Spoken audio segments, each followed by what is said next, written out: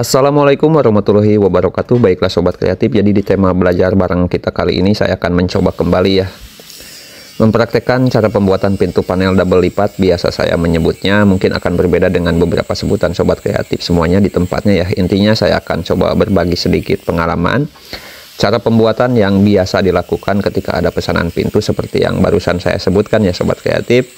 Ya, harapannya semoga dari sedikitnya yang bisa saya bagikan di tema belajar bareng kita kali ini ada yang bisa bermanfaat untuk semuanya. Oke sobat kreatif, sebelum kita mulai, doa terbaik dari seorang yang sama ya sedang belajar lebih baik ke depannya, insya Allah. Sehat, sukses, lancar jaya buat semuanya dimanapun berada ya. Jadi tetap semangat ya sobat kreatif, kita belajar bareng lagi. Baiklah sobat kreatif, yang pertama, jika ukuran presisi di lapangan sudah kita dapatkan, di sini saya akan proses dari bagian kusen pintunya terlebih dahulu. Jadi di sini saya perlu uraikan terlebih dahulu ya ukurannya, dan mohon maaf banget tidak saya perlihatkan waktu pengukuran di lapangannya karena kondisinya waktu itu hujan besar ya sobat kreatif.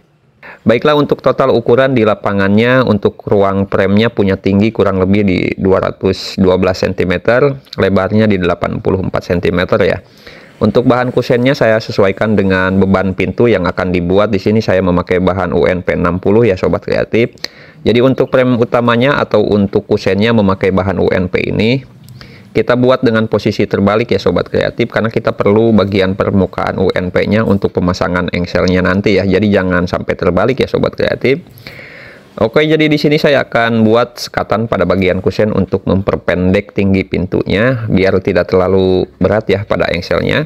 Seperti kita ketahui ya, ruangan di lapangannya punya tinggi di 212 cm. Jadi di sini saya hanya memakai atau saya hanya pakai buat frame pintunya di tinggi standar 180 cm-an ya.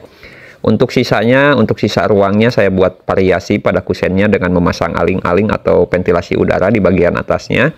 Dan kita selaraskan dengan model pintunya ya. Dan jika sobat kreatif menemukan kasus yang sama dengan pembuatan kali ini ya, jadi saya akan coba jelaskan dikit ya. Saya coba jelaskan dulu ya.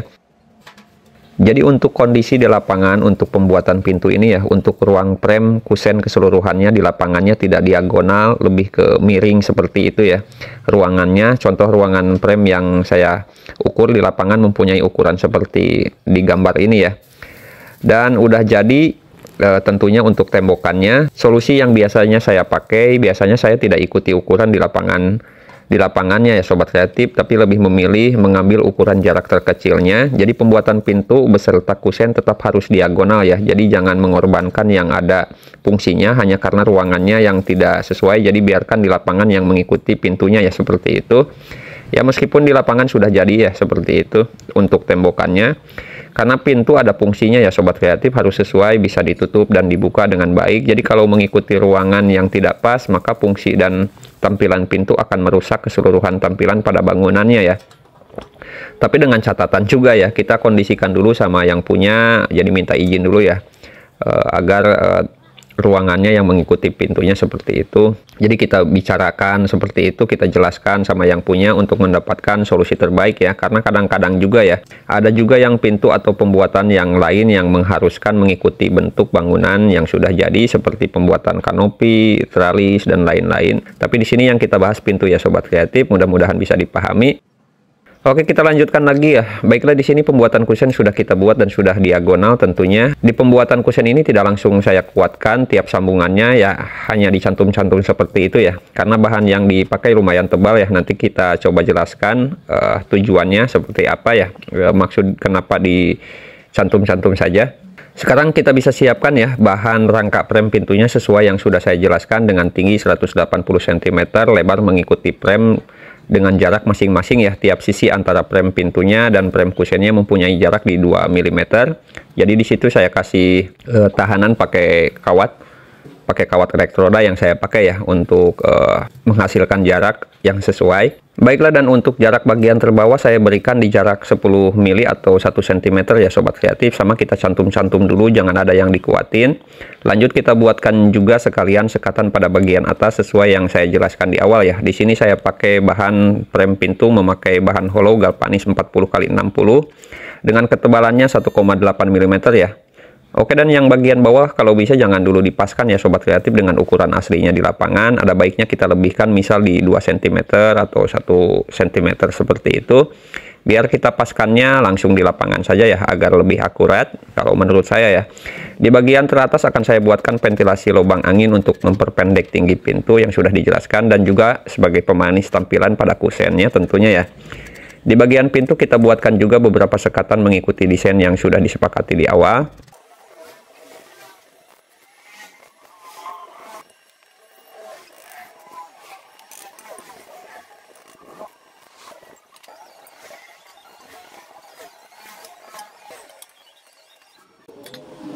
Oke Sobat Kreatif, kurang lebih seperti ini ya bentuknya. Sekarang baru kita bisa menguatkan keseluruhan rangka, memulai dari bagian frame kusennya terlebih dahulu.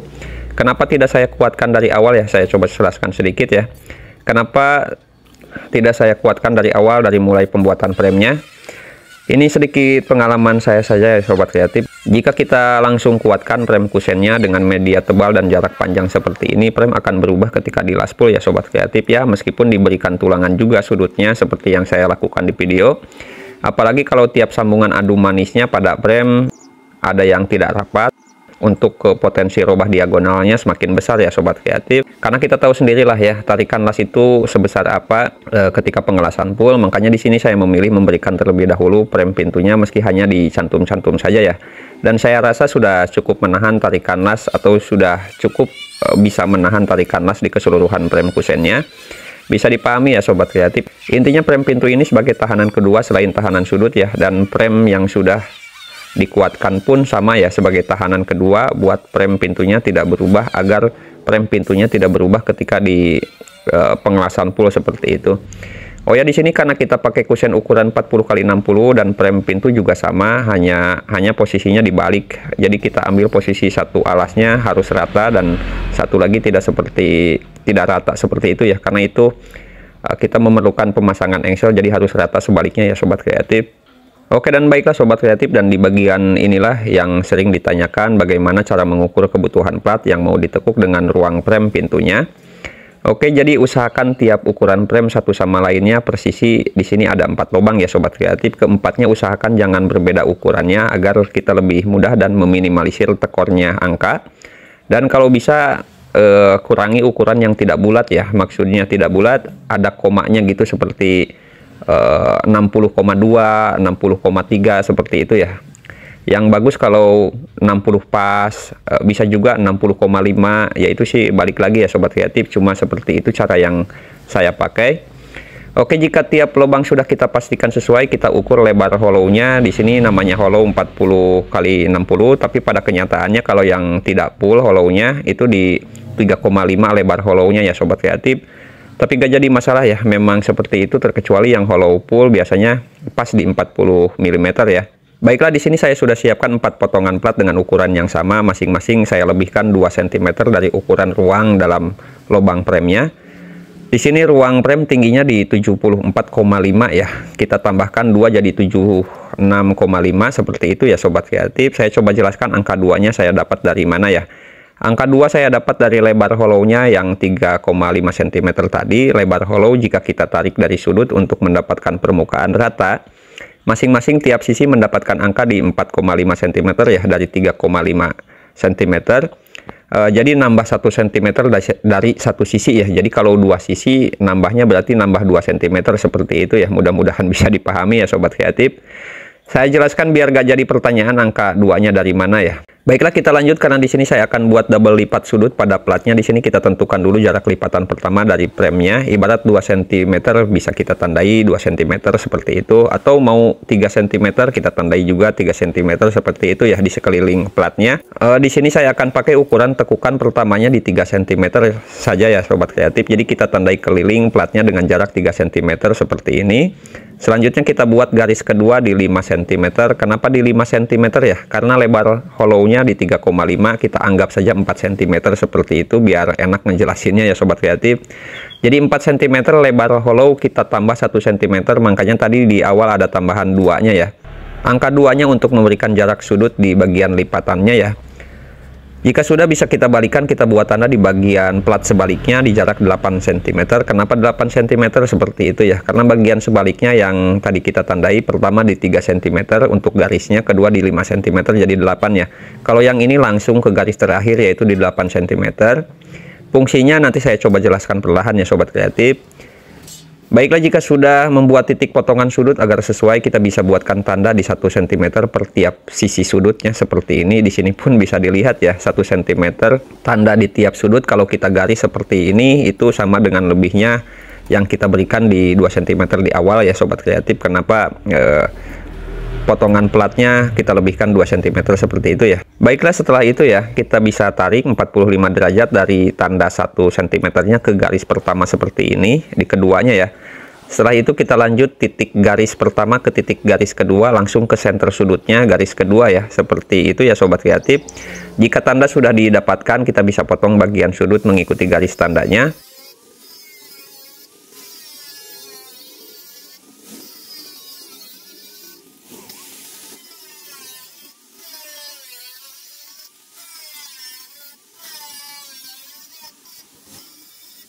Oke, sudah kita potong di sini ya. Sekarang kita berikan gesekan tipis dengan gerinda mengikuti tanda yang sudah ada. Cara ini jika memang sobat kreatif tidak punya alat bending untuk melipatnya ya, bisa pakai cara ini dengan gesekan gerinda. Di tempat saya sebetulnya ada alat bending plat ya untuk penekukannya, hanya tidak saya praktekkan di video ini karena tidak semua yang menonton tema belajar kali ini mempunyai alat yang sama. Jadi kita pakai cara yang paling manual saja ya sobat kreatif, agar sobat kreatif semuanya yang sama sedang belajar sama saya mudah-mudahan mudah mengikutinya ya. Oke, dan untuk garis yang sebaliknya waktu menggesek juga sama, harus di bagian sebaliknya. Jadi maksudnya agar ketika melipat posisi gesekan gerinda akan tertekuk ke dalam ya, untuk meminimalisir terjadinya sobek pada plat. Bisa dipahami ya sobat kreatif. Kenapa saya buat garis kedua di arah sebaliknya, plat itu ya, karena posisinya kita melipat dengan cara digesek gerinda. Kalau pakai bending plat gak harus ya, karena sudut lipatan dipastikan aman insya Allah. Oke, selanjutnya bisa kita lipat mengikuti posisi garis gerindanya dengan cara seperti ini ya, ataupun bisa buat alat sederhana untuk menekuknya, bisa memakai himpitan besi siku dan lain-lain seperti itu ya sobat kreatif.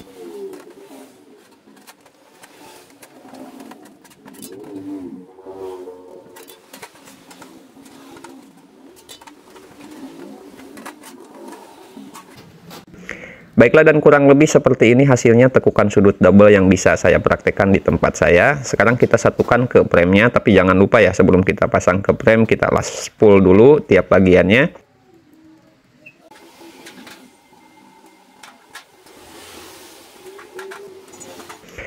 Oke, dan untuk panel plat sudah kita pasang di sini. Saya pakai plat ketebalan 1 mm ya untuk platnya.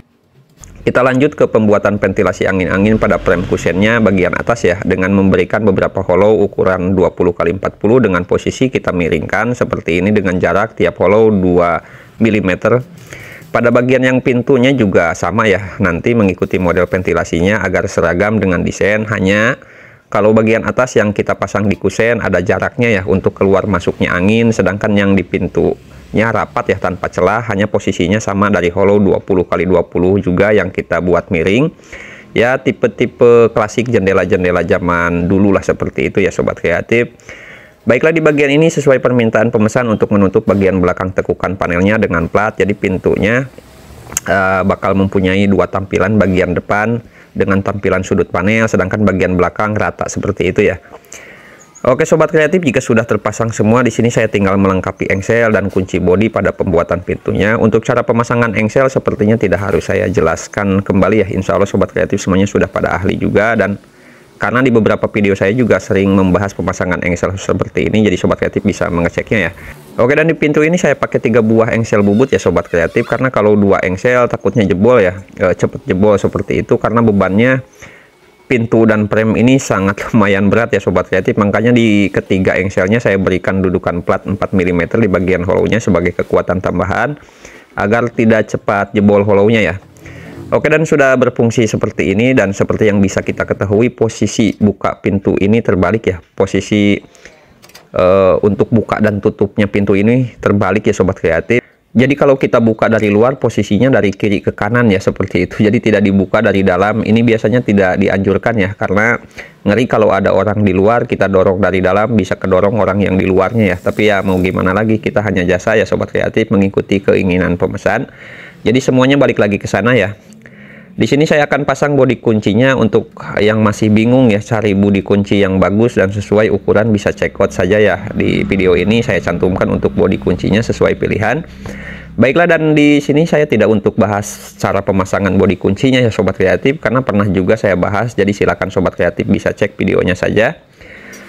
Dan karena memang untuk pemasangan bodi kunci ini, pembuatan kali ini saya masukkan ke live streaming ya. Mungkin Sobat Kreatif yang ikuti live saya sudah tahu ya cara pemasangannya. Di sini saya hanya perlihatkan cara pembuatan lubang untuk pemasangan bodi kuncinya saja, seperti yang saya tayangkan di videonya ya.